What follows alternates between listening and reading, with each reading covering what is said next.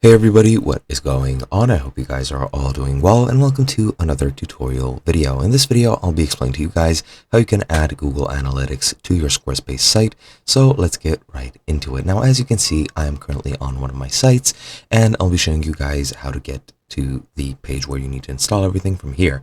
It's a very easy install. All you need is your Google Analytics ID. I'm pretty sure it is called a measurement ID. I don't know since I don't use Google Analytics, but what you need is to locate that on your Google Analytics account, and from there you can go forward. Now, you do have an analytics page on your Squarespace site. You can see the traffic sources, search keywords, which you can set up for SEO and geography.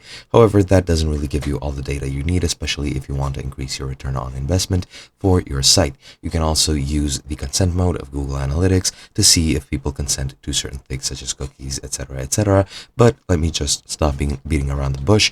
The way that you actually activate and integrate Google Analytics into Squarespace is very simple. As I've mentioned, all you need to do is click on the settings button in the top left on the main menu, then go over into developer tools at the very bottom, click on external API keys, and all you have to do is just enter your Google Analytics measurement or tracking ID here into this field, and that should be pretty much it. Once you select this, it might take a bit of time for it to actually activate, up to 24 hours if I'm not mistaken, but that is pretty much all you need to do. Hope you guys enjoyed, and I'll be seeing you guys in another video.